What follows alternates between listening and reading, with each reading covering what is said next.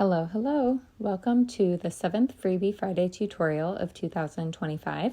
I'm Jessica with Stay Cozy Creative Co. and today I'm going to show you how to take these two granny squares and make a pillow. Today's tutorial is a little different than the other ones because we will not be going from start to finish. As you can see, these granny squares are already complete and I'm only going to be showing you how to piece them together into a pillow today. If you would like to know how to make these granny squares, the full tutorial is available on my website at staycozyco.com, and these are my sunflower granny squares. These are all the supplies that you'll need today. This lighter is optional. At the end of making our pillow, you can either light the ends of the yarn on fire and singe them together, or you can simply knot them. So that's up to you. And ideally, you would want a 12 by 12 inch insert, but I just ran out of mine, so I'm actually using a 14 by 14. So I'll show you at the end the difference that makes in our pillow. So let's get started by grabbing whatever kind of chenille yarn you want to use for your border, and we're going to find the corner of each of our granny squares. So I have 4 stitches in this corner, and so I'm going to go in between the second and third stitch, and then same thing on the other one. And you want to make sure that your granny squares are facing back to back, so the unfinished looking side, you want those facing each other. And so here I'm just making sure that I have the correct stitches that are going to line up. So these are the 2 that will line up together, and we're only going to be going through the back loop of the stitches on each of those sides.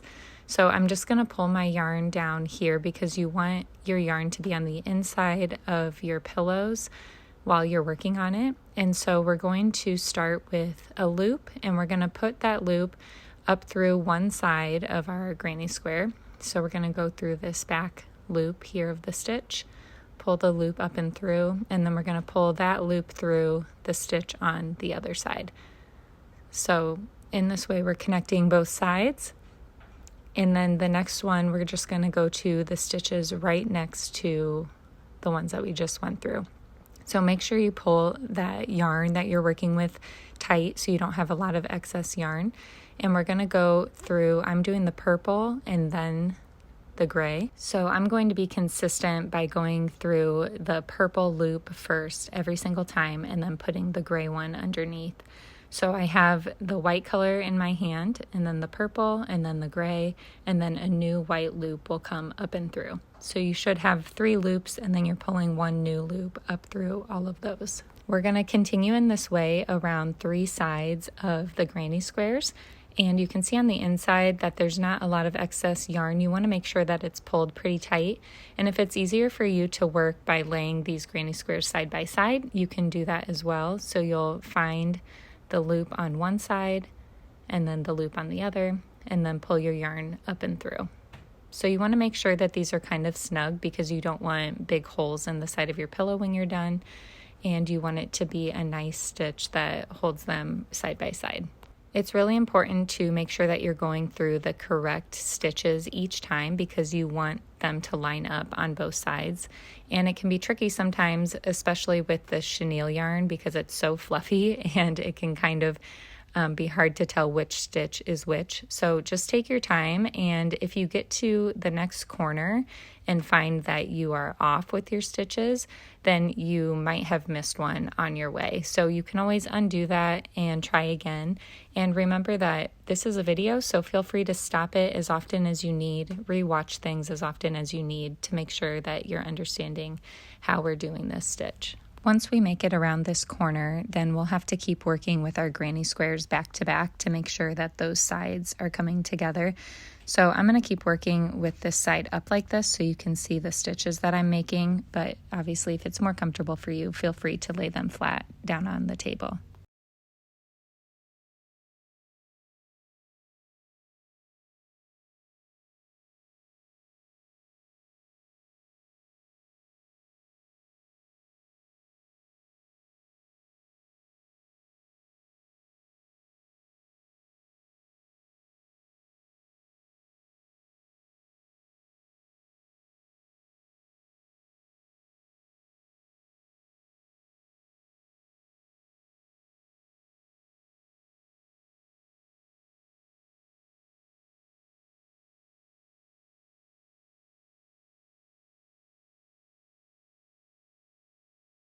We've now made it to another corner, and it's a good time to double check that your stitches are still in line, and mine are, so we're going to continue.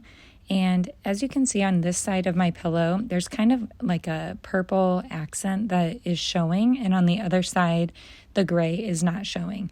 And so the reason for this is because the purple stitch is the one that I put on top each time. If you want that to be reversed, then you will just reverse what color you have on the top, or you could alternate where you could do one side on top and then for the next stitch do the other side on top. I'm going to keep working down this side in the same way, so we should be on our third side, and then I'll show you how we put our insert in and finish off the pillow.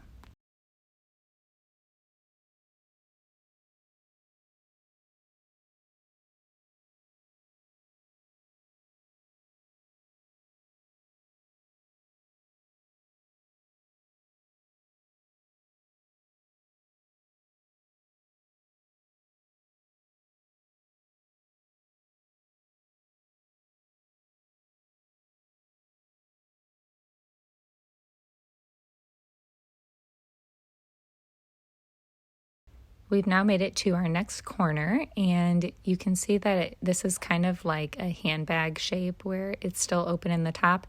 And if you watch my granny square tutorial, we actually make a handbag in that tutorial, and so you could do this and then just go onto your handle. But instead we're making a pillow today, so you're going to grab your insert, kind of squeeze it tight, and then we're going to put it in between both of those granny squares. So remember I said I'm using a 14 by 14 inch insert because that's what I had on hand, and it's a little big for this pattern, but I'm going to make it work. So ideally you would use a 12 by 12, but if you also only have a 14 by 14 on hand, then I think it can work. So now we're just going to close up our final side, and we're going to do this in the same way we've done the other three sides. So I have the white loop on my hand, and then I'm going through the purple loop first and then into the gray loop and then pulling the white loop up and through. So since my insert is a little bulky, I just kind of want to make sure that I'm pulling these sides together and keeping the insert on the inside.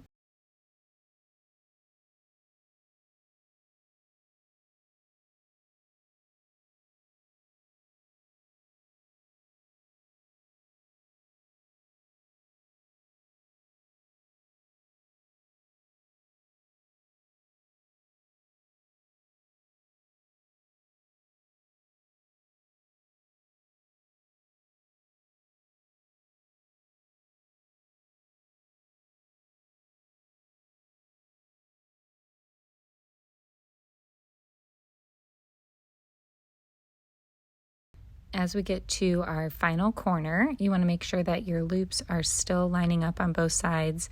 If they aren't, then you can undo this top part and try it again. But we're going to go through these final loops in the same way until we're all the way back to where we began. So you can see that I'm lined up there now with our starting loop. And we're going to grab our scissors and trim our yarn. You really only need about 6 inches or so. And then we're going to pull that tail up and through the final loop that we made, and then we're going to loop it around the first loop. So we're going to go under both of these strands, and then we're going to go back into that last loop. So this kind of makes like a faux final stitch so that it looks continuous all the way around.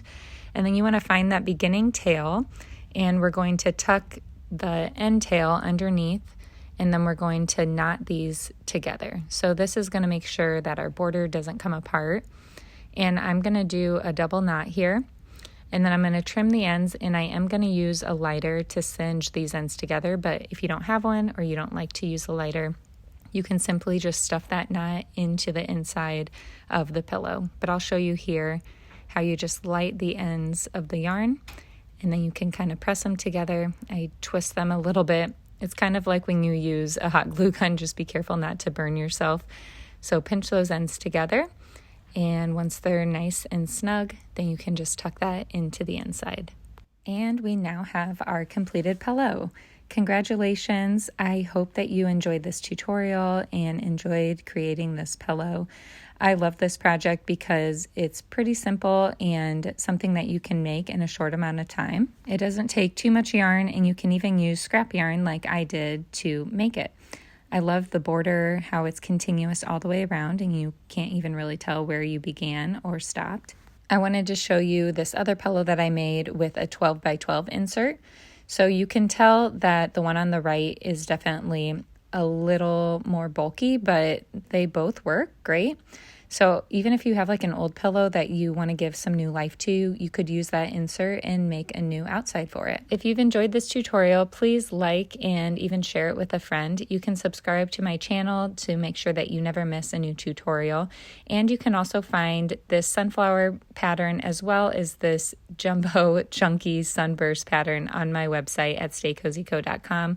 This size would need about a 24 by 24 inch pillow insert. Thank you so much for watching. I'm Jessica with Stay Cozy Creative Co. And until next time, stay cozy, creative, and kind.